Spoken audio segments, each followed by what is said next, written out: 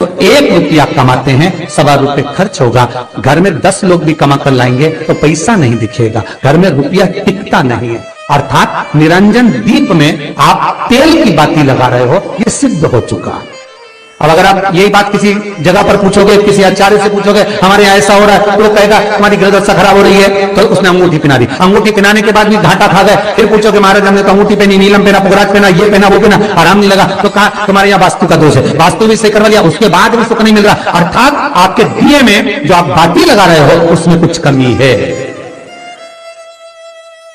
उसको पहचानो। चतुर जो डॉक्टर होता है वो जरा सी देर में पकड़ लेता है कि इसको प्रॉब्लम हो क्या रही, और नहीं तो कहेंगे जांच कराओ, ये जांच वो जांच, और मालूम पड़े कुछ निकलेंगे, फिर भी शरीर में कष्ट का कारण क्या वो पकड़ा जाए। मतलब आप 1 रुपया कमा रहे हो, 1.25 रुपया अगर खर्च हो रहा है, तो निरंजन जो दीप है उसमें तेल की बाती लग रही है, ये पक्का है, ये पक्का है। मतलब घर में पैसा टिक नहीं है, पैसा आ तो बहुत रहा है, बहू भी कमा रही, बेटा भी कमा रहा, दुकान से भी आ रहा है, किराए से मकान भी चल रहा है, वहां से भी बहुत कुछ आ रहा है, पर आखिर पैसा दिखता क्यों नहीं है?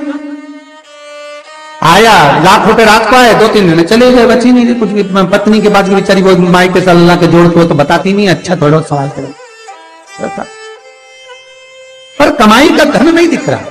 मतलब निरंजन जो दीप है, निरंजन दीप जिसमें ऊपर कंगूरे बने रहे 5, 6, 7 डमरू की आकृति का रहता है, पर उसमें कंगूरे बने रहते निरंजन, उसमें जरूर आप तेल डालकर जला रहे हो, इसलिए धन दिख नहीं रहा, संपदा दिख नहीं रही, वैभव दिख नहीं, उसमें केवल घी की ही बातें है।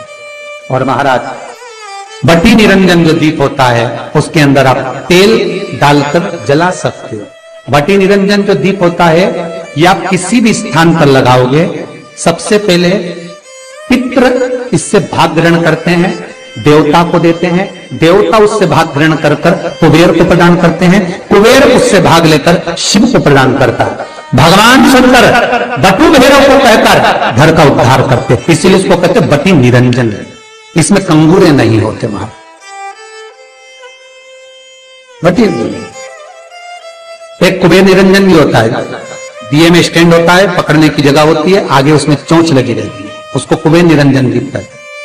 कुबेर निरंजन दीप महाराज जब भी जलाया जाता है, इस तरह का दिया अगर किसी के घर में हो कुबेर निरंजन, जिसमें स्टैंड होता है, ऊपर होता है, थोड़ा लंबा होता है, तो कुबेर निरंजन जो दीप होता है उसमें आगे भाग लंबा रहता है और पकड़ने का स्थान होता है।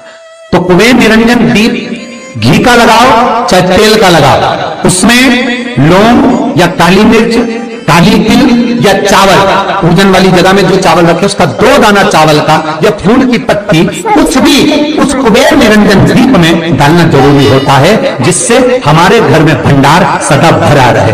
अगर कुबेर निरंजन दीप खाली जलता है, आपने कई जगह मंदिरों में देखा होगा कुबेर निरंजन दीप डालते तो उसमें थोड़े 2 दाने चावल के डाल देते, कुछ नहीं डालता तो एक सिक्का पटक देते, एक का कलदार पटक देगा, कोई चवन्नी पटक देगा, कोई 5 पैसे पटक, पर पटकेगा।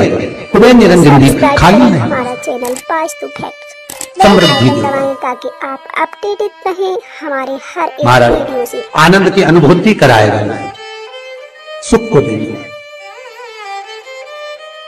मट्टी के जो गोल दिए होते हैं, माटी के महाराज, इन गोल दिए का जो प्रमाण हमारे यहाँ शास्त्र कहता है, ये चौहो दिशा को सुख प्रदान करने वाला है। करें हमारा इसकी बात ही आप कहीं पर भी लगा सकते हैं, किसी भी ताकि आप अपडेटेड रहें।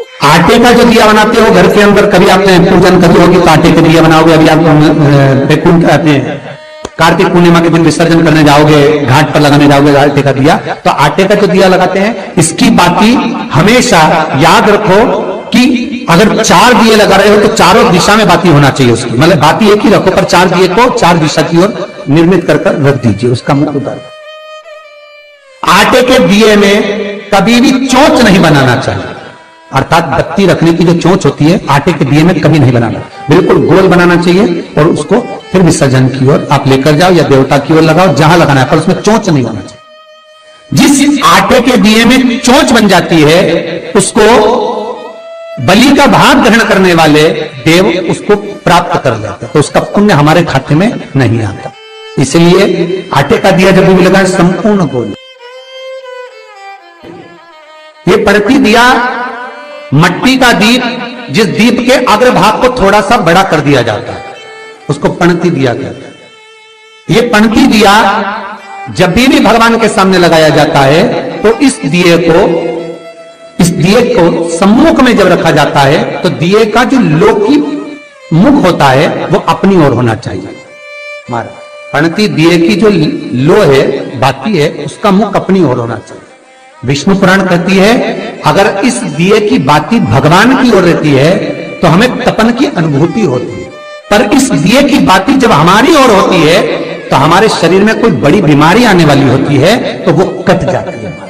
पणती यहां तक शास्त्र कहता है कि घर में अगर किसी को बहुत तेज बुखार आ गया है, बहुत तेज बुखार, और बच्चा उस बुखार में तप रहा है, बहुत तप रहा है, महाराज तुम जिस दिए में भगवान की आरती उतारते हो, जिस दिए से तुम भगवान की पूजन करते हो, उस दिए की बत्ती को नीचे डाल दीजिए और उस दिए को पानी की बाल्टी में धो दीजिए। कौन सी बाल्टी में? जिस बाल्टी के पानी से आप बच्चे को स्नान करा सको। महाराज केवल भगवान पर से ले जाकर, पास में से ले जाकर उस बाल्टी में थोड़ी देर डाल दो और उस बाल्टी के पानी से उस बच्चे को स्नान करा दीजिए। 15 से 20 मिनट, आधा घंटा लगेगा, बच्चे का बुखार पूरा उतर जाएगा। इतना विधान है दीप का। दिया कोई साधारण नहीं होता, दीप कोई साधारण नहीं होता।